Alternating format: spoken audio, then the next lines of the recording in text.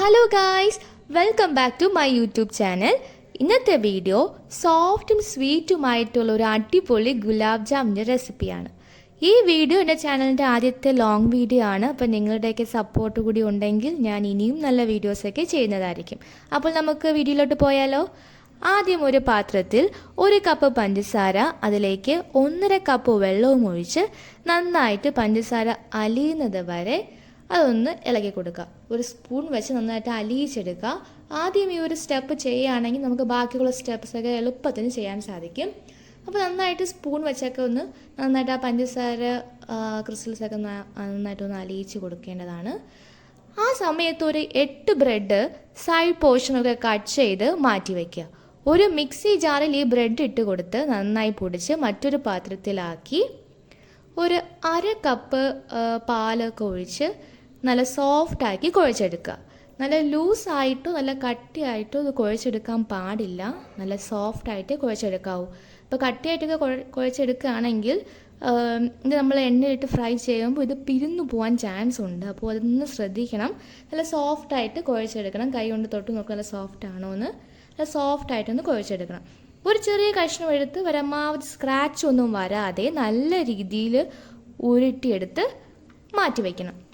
നമ്മൾ നേരത്തെ തയ്യാറാക്കി വെച്ചിരിക്കുന്ന ഷുഗർ സിറപ്പ് അടുപ്പിൽ വെച്ച് ഒന്ന് തിളച്ച് വരുമ്പോൾ 4 ഏലക്ക മുറിച്ച് ഇട്ട് കൊടുക്കുക. ഷുഗർ സിറപ്പ് കയ്യിൽ ഒന്ന് വെച്ച് നോക്കണം. ഒട്ടുന്ന പരുവമാവുമ്പോൾ ഇതിനെ ഗ്യാസ് ഓഫാക്കി നമുക്ക് മാറ്റി വയ്ക്കാവുന്നതാണ്. ഇതാണ് അതിൻ്റെ കൃത്യമായ പരുവം. ഒരു പാത്രത്തിൽ എണ്ണ ഒഴിച്ച് അത് ചൂടായ ശേഷം അതിലേക്ക് നമ്മൾ നേരത്തെ ഉരുട്ടി വെച്ചിരിക്കുന്ന ചെറിയ ചെറിയ ഉരുളകളൊക്കെ പതുക്കെ ഇതിലോട്ട് ഇട്ട് കൊടുക്കുക. ഓരോന്നായിട്ട് വേണം ഇട്ട് കൊടുക്കാൻ.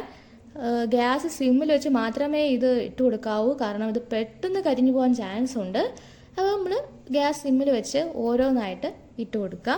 ഒരു 5 സെക്കൻഡ് കഴിഞ്ഞ ഉടനെ തന്നെ നമ്മൾ തിരിച്ചും മറിച്ചും ഇട്ട് വേവിക്കണം, കാരണം പെട്ടെന്ന് ഇത് കരിഞ്ഞു പോകുന്നുള്ളതുകൊണ്ട് എല്ലാ സൈഡും ഒന്ന് നന്നായിട്ട് വേവുന്ന രീതിയിൽ പതുക്കെ ഒന്ന് തിരിച്ചിട്ട് കൊടുക്കുക. കാരണം അത് പെട്ടെന്ന് പൊട്ടിപ്പോകും. അപ്പം അത് പൊട്ടാതെയൊക്കെ നോക്കണം.